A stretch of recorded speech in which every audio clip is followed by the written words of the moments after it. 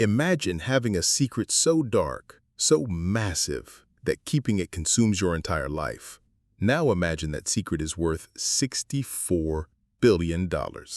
For decades, Bernie Madoff was the undisputed king of Wall Street.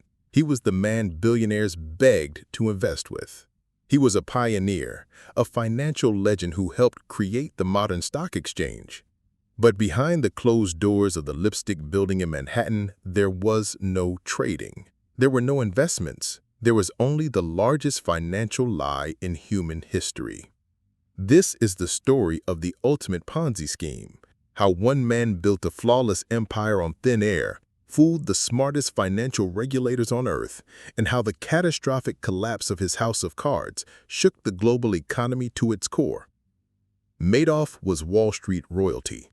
Because of his reputation, investing with him became an exclusive club. You had to be invited. This exclusivity was his greatest weapon. By making people feel privileged to give him their money, he bypassed their natural skepticism. Charities, celebrities, and aristocrats all handed over their fortunes. Madoff promised them something impossible: steady, consistent returns year after year, regardless of whether the market was booming or crashing. The reality of how he generated those returns was hidden on the 17th floor of his building. While his legitimate firm operated above, the 17th floor was a tightly guarded secret. A handful of loyal employees worked there. They didn't use sophisticated trading algorithms. They used a vintage printer and a refrigerator-sized computer.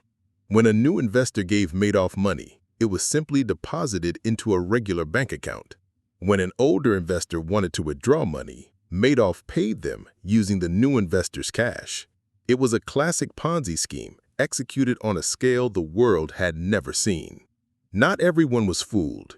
In 1999, financial analyst Harry Markopolos realized Madoff was a fraud. The numbers simply did not add up. The market didn't have enough volume to support Madoff's claims. Harry handed the regulators a detailed report, but they ignored him. Madoff was too powerful. Every Ponzi scheme requires a constant flow of new money to survive.